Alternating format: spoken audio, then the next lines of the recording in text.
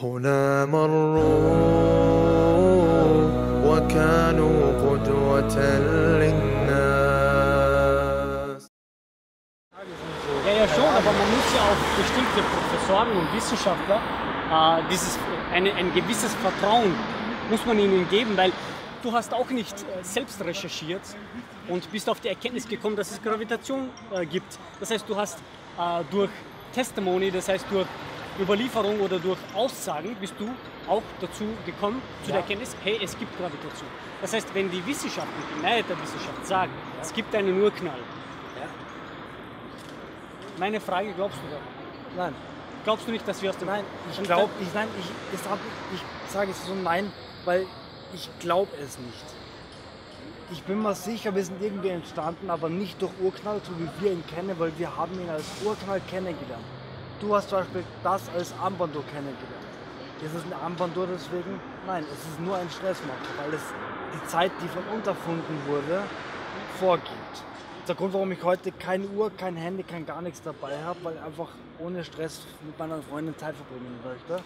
Es würde ja nichts daran ändern, ob du eine Uhr hast oder nicht. Die Zeit tickt ja trotzdem. Ja, es geht darum... Sie tickt auch nur für die Leute, die sich für diese Zeit interessieren. Kommen wir zu dieser ersten Frage. Es gibt nur zwei Möglichkeiten, wie wir entstanden sind.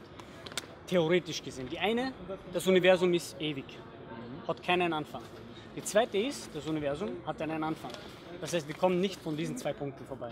Was glaubst du? Glaubst du, dass wir ewig schon existieren oder glaubst du, dass es an einem Punkt begonnen hat zu existieren? Ich glaube, in gewisser Weise haben wir ewig schon existiert. Alles hat klein angefangen. Ja, aber wir können jetzt, und da brauchen wir nicht bis zum Urknall zurückgehen, wir können jetzt beweisen, dass es in unserer Realität eine aktuelle Ewigkeit gar nicht vorhanden ist. Okay. Was heißt das? Wenn ich dich frage, zähl mir von der Ewigkeit runter. Ja. Du wüsstest nicht mal, wo du anfängst. Das heißt, es gibt in der Realität keine aktuelle Ewigkeit. Das heißt, von dem können wir ableiten, dass das Universum einen Anfang hat.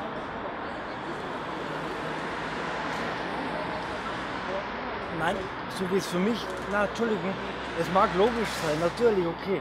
Nur so wie es für mich so anhört, wenn das nämlich nicht, kein Anfang, kein Ende hat. Woher wollen wir wissen, wo ich sage nicht, dass es kein Ende. Ich sage, dass es einen Anfang und ein Ende hat. Aber du sagst, dass es ewig ist.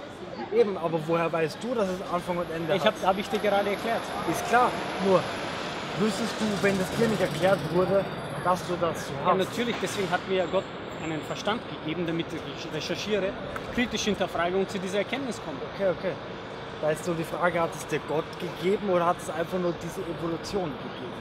Ja, die Evolution ist ja nur ein Prozess. Ja, ist was klar, du meinst, hat diese Intelligenz, ja, schon. diese Fragen, die du hast. Ja, aber bevor wir auf den zweiten Schritt gehen, klären wir noch den ersten Schritt.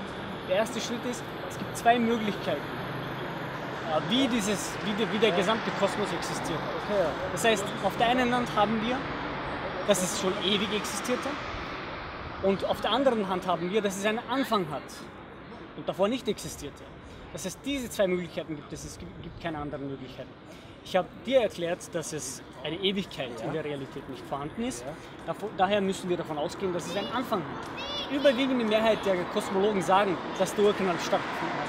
Es gibt unterschiedliche Theorien diesbezüglich, aber es gibt einen Anfang. Also von einem kosmischen Anfang können wir nicht hinweg.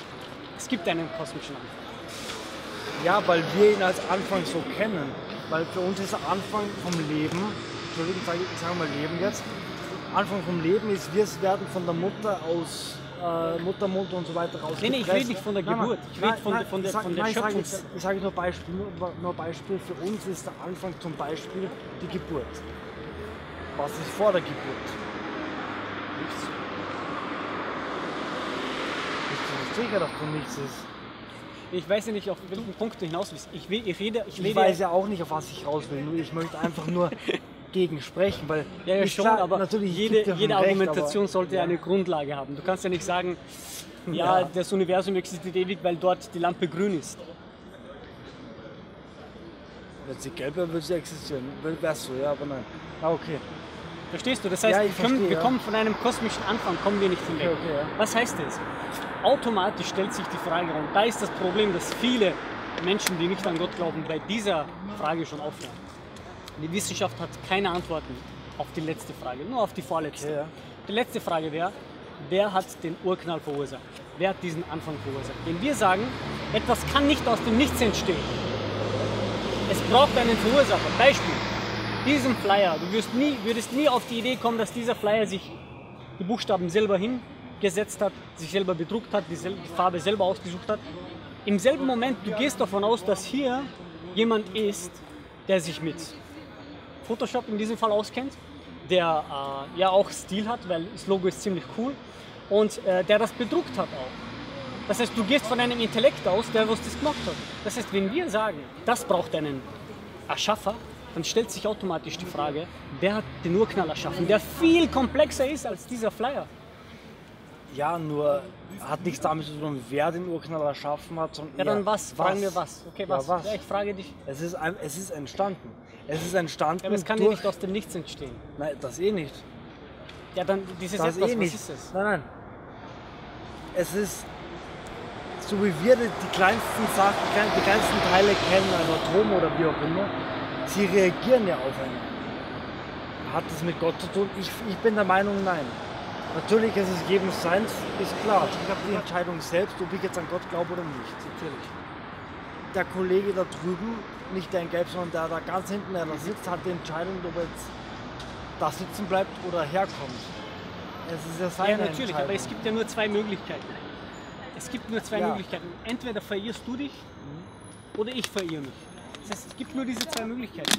Das heißt, entweder auf der einen Seite, es gibt Gott, auf der anderen Seite, es gibt keinen Gott. Das heißt, das Einzige, was wir tun können, sind die Beweise zu bringen, Begründungen zu bringen. Und ich habe dir sehr, sehr plausible Begründungen gebracht, dass das Universum plausibel. keiner... Ja, Entschuldigung, ja, schon, für aber dich das ist ja plausibel. logisch. Das ist ja für Nein, jeden Menschen nein, verständlich. Ja, weil wir es als Menschen so kennengelernt haben. Ja, wie sollen wir... Nur, wer sagt mir denn, dass das auch wirklich das ist, was du gerade vorher gesagt hast? Nein, das ist für jeden Nein, Menschen wer Weil sagt, ich hab dass, dir das mit wer dem, sagt, dass es logisch ist? Hast du das dem Beispiel mit dem Flyer verstanden? Ich habe es verstanden. Das versteht jeder. Natürlich Kann habe dieser ich Flyer aus verstanden. nichts entstehen? Nein, das eh nicht. Es steckt jemand Das dahinter, eh der nicht. das erschaffen hat. Nur, es hat alles irgendwie einen Anfang. Ja, wie kannst du dann sagen, dass das Universum ewig existierte? Na, das hat nichts damit zu tun, dass es ewig... Ja, das du ist- sagst, alles na, hat einen es ist Anfang, ja- dann muss das Universum auch einen Anfang haben. Okay, ich glaube, wir haben uns da ein bisschen verredet irgendwie. Ich meine, ist okay, ich rede ja gern mit dir drüber und so. Nur ich muss jetzt wirklich weiter, Entschuldigung. Kein Problem, aber überleg dir das nochmal. Natürlich. Denk nochmal drüber nach, Ja. dass hinter all dem hier, hinter all dieser Schönheit, was Gott uns gegeben hat an seinen Gaben, dass wir das schätzen sollten. Und dass wir das nicht missachten sollten, weil er versorgt uns jeden Tag. Nicht wir sind für unsere Versorgung zuständig, sondern er versorgt uns jeden Tag mit seinen Gaben. Das sollten wir schätzen. Und noch einen letzten Punkt, was ich dir noch mitgeben möchte, weil die Frage, ob Gott existiert oder nicht, das ist nicht irgendwie eine Frage, was ziehe ich mir heute an, die Jacke oder die Jacke. Das ist ein wesentlicher Punkt, weil wir Muslime glauben, wenn du stirbst, ohne an Gott zu glauben und seinen Weg zu folgen, dass du für alle Ewigkeit im nächsten Leben in die Hölle gehst. Für alle Ewigkeit wirst du in die Hölle brennen. Das heißt, wenn ich recht habe, dann ist es sehr traurig.